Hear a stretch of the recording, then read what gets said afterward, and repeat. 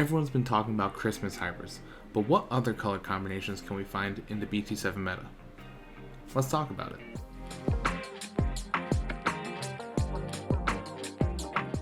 What's up, Tamers? Welcome back to the other decks. My name's Casual Dobo, and today we're spicing things up. After the last couple weeks where we did some pretty traditional standard decks, we did the meta decks, we did green hybrids, pure green hybrids last week. I decided I wanted to let my janky soul be free and try and create a new color combination. Now obviously there's been a couple of different combos that have been out there already. Yellow purple, Christmas green, which is green red. I've seen some green purple. Red yellow is probably a thing, and if it's not, I'll probably do it soon. But I wanted to see if I could make blue green work. And really sort of the inspiration behind this came from, well, it came from a couple different things. I really liked Blue's ability to stun, and the package that kind of does that is fairly small. It's, you know, a Tommy and a Kakumon. As someone who ran green hybrids at locals last time I went, it was pretty fun when I got into the aggression, piercing, melting security, all that jazz. But I gotta say, there has been one thing that I've loved that I haven't really seen anyone use, and that is the option card Blue Hawaii Death. I'm gonna be honest, I think Digimon is my favorite Digimon of all time, because both of his attacks are based off, I was gonna say flavored, are based off of snow cones. And yes, Blue Hawaii Death is awesome, and it's a fantastic option card that gives you DP boost, but probably more importantly, allows you to swing into unsuspended Digimon that don't have Digivolution sources. Now obviously, this probably works much better in a unified, single-focused blue deck, right? But we're not doing that now. That's right, the ultimate goal is to put Blue Hawaii Death on top of AncientBeetlemon, swing in with piercing because of JP, and then just have a good old time. And if that sounds awesome to you, let me know in the comments down below. And while you're down there, hit the like button if you're enjoying the content that we've been putting out. And if you like to, consider subscribing to the channel. We've been growing at a pretty good pace, and we're starting to really develop an awesome community. Shout out to all the people who have been commenting in the videos. Love talking with y'all and seeing, you know, I've heard people say, oh, they built the deck and it did well, or here's like improvements upon the deck. I love hearing all of that, just because as we're exploring this BT7 meta, it's all a shifting process, and I love to see and hear what all of y'all are playing. But anyway, that is enough from me. Let's hop into a deck profile that I'm calling BT7 Green Blue Stunbug. Alright, and here we are at the deck profile, and as with all deck profiles we do, we're going to start off with Digitama. We do run 4 copies of Upamon. So Upamon, fantastic Digi-Egg. When attacking, if our opponent has a Digimon with no Digivolution sources, we get the trigger, draw 1. So this allows us to draw into some of the pieces that we need. And overall, it's just a very solid ability, especially once we start, you know, stripping some of those Digivolution sources. Going into our rookies, do have 3 copies of Drabumon, which is the Gabumon with the on-play trigger, draw 1. This is pretty much a standard by most blue decks. Now, the next rookie I do have is 3 copies of Jamming Vmon. Now, this is really awesome that, you know, if we're able to. Digivolve Upamon into Vmon, pull a Valid Nursery, and then swing in with Jamming. That sounds very obvious, right? What we're really aiming for is bait. We want to bait our opponent to attacking into that Vmon, destroying it. Obviously, they should at 2k DP. And then, if we have our JP out, we just counterpunch with a piercing shot from Beetlemon or Metal Kabuterimon. So ultimately, we are baiting with Vmon, but ultimately, it is also a very good Digimon to have. Jamming is obviously very useful, but especially so with yellow, just because a lot of their cards can increase the DP of their security, which can be problematic. So if we have jamming, don't need to worry about that. And then lastly, for our blue rookies, we do have 2 copies of Madoki Begamon, and this just says, on all turns, opponent can't gain memory except from tamers. So this is our memory blocker. And then to round out the rookies, we do have 3 copies of Pokemon, who is absolutely hands down the best searcher for any hybrid deck. Reveal top 5, add a hybrid or 10 warriors, and 1 tamer from among them to your hand. Then place the rest of them in the bottom of the deck. Then, very good ability, on your turn, once per turn, when one of your tamers digivolves, gain 2 memory. So, if you saw it from the last pure green hybrid deck list that I did last week, you know that Pokemon JP Beetlemon will actually net gain you 1 memory. So that's a very solid combo. But also, it means that you can digivolve into most of your level 4s from a tamer for free, which is awesome. So yeah, 3 copies of Pokemon. Next up, going into our level 4s, we do have 2 copies of Korikakumon. So we can digivolve onto a blue tamer for memory cost of 2. Then when digivolving, if we have hybrid or Tommy in this Digivolution card sources, one of our opponent's Digimon with no Digivolution cards can't attack or block until the end of our next turn. Until the end of their next turn. And because the only other blue tamer we are running is Tommy, we're pretty much always guaranteed to get that stun.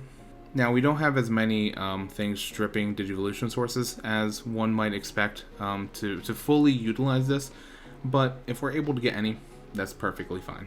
For the most part, I'm treating this like it is a green deck with some blue support.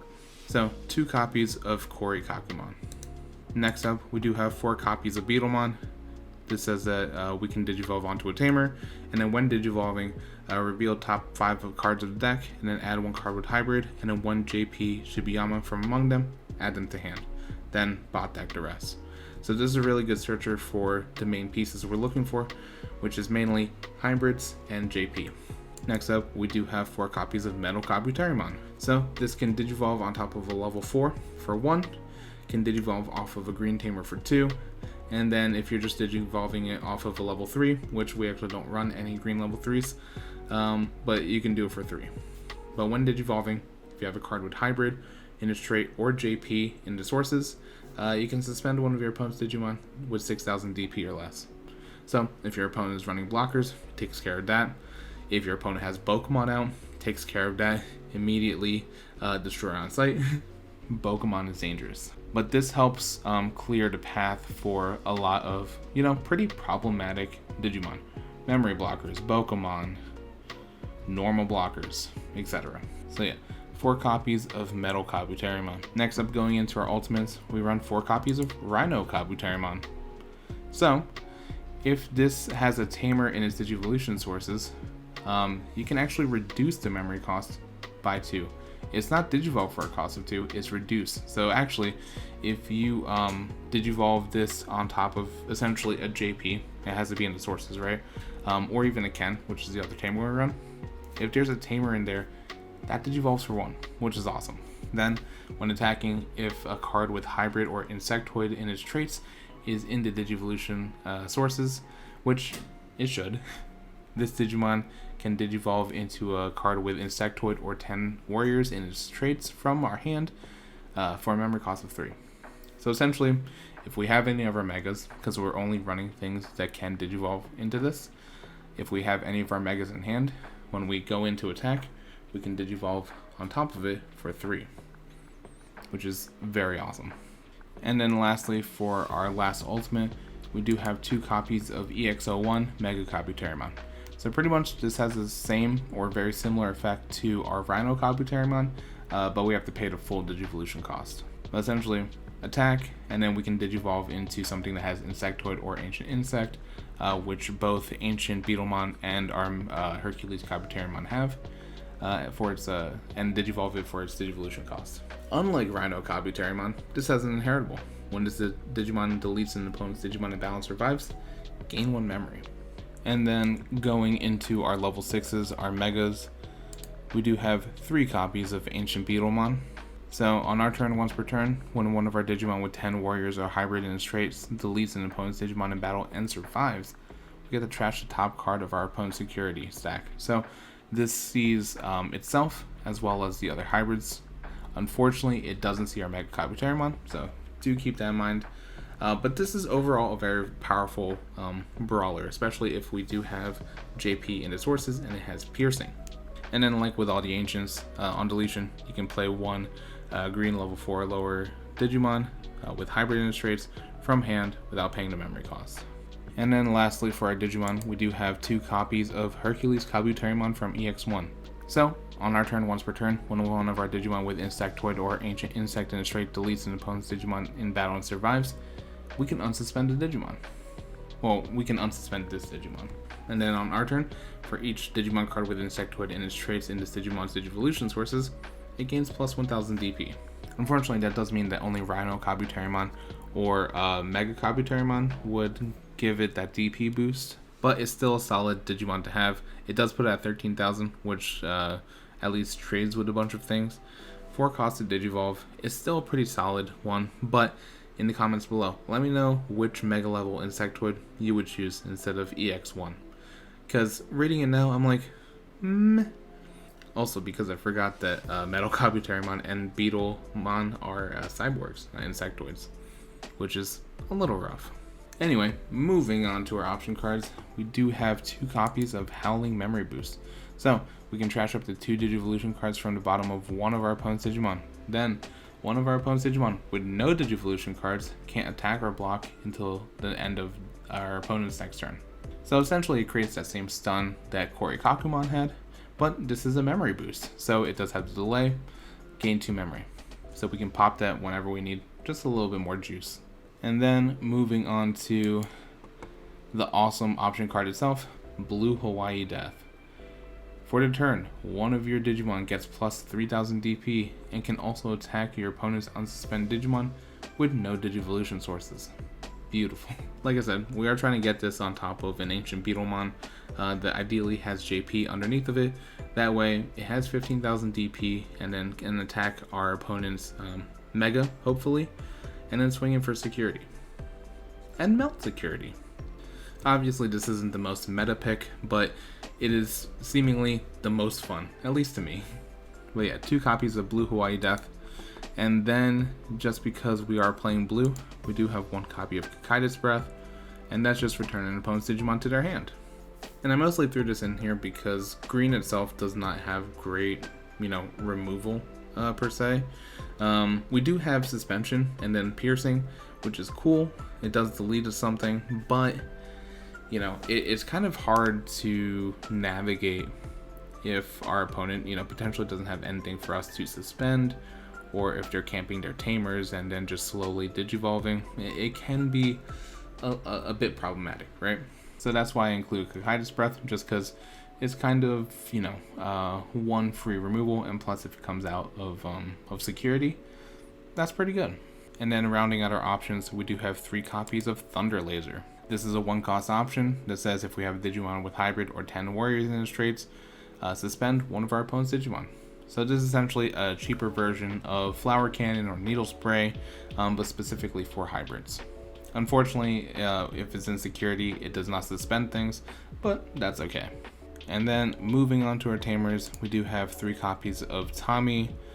So all of these tamers have security effects that allow them to be played, but on play for Tommy, trash 3 Digivolution sources from the bottom of one of your opponent's Digimon.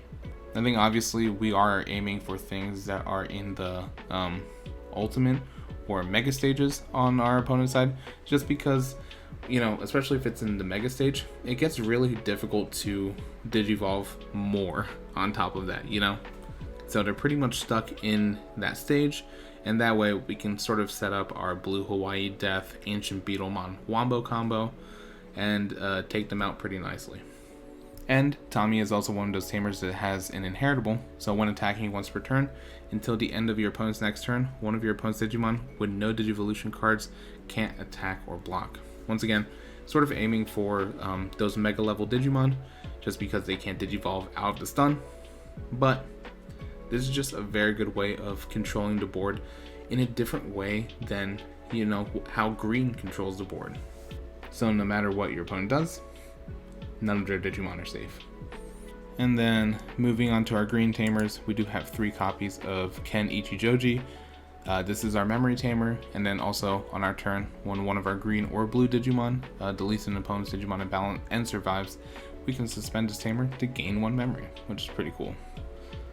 So memory tamer, and the fact that it does both green or blue, means our Korikakumon can also get into the action, and we can gain 1 memory from him.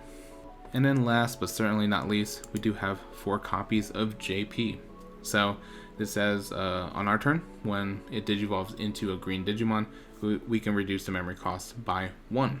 So take Beetlemon for example, usually 2 to digivolve on top of the tamer, but because of JP, it goes down to 1. And then if you combine it with Pokemon, that's how you get that net gain of 1 memory. But the main thing we're looking at JP for is his inheritable, which says it gives your Digimon piercing, which obviously is super powerful, whether you combine that with the power of Thunder Laser, or if you combine that with Blue Hawaii Death.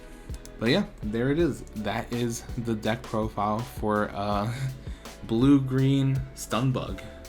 Let me know in the comments down below what you thought. Do you think that this is an interesting deck? How would you tweak it? Can this rival the power of Christmas and Yurple decks all over the place? Let me know what you think.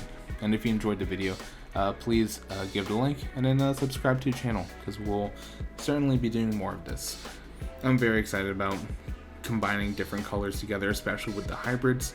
I think I've alluded to it a couple times, but Horse Punch is definitely something I'm looking at. I'm trying to work on a Musket Wave, which is, it's a little iffy to be honest, and maybe I'll purposely release it in its iffy form just so that I can kind of get the community involved and maybe we can make a deck together. I think that'd be awesome. But yeah, I think that'll do it for me. So thank you so much for watching. Really appreciate it. And Tamers, remember, build what you like, play what you love. And I'll catch you in the next video. Have a good one.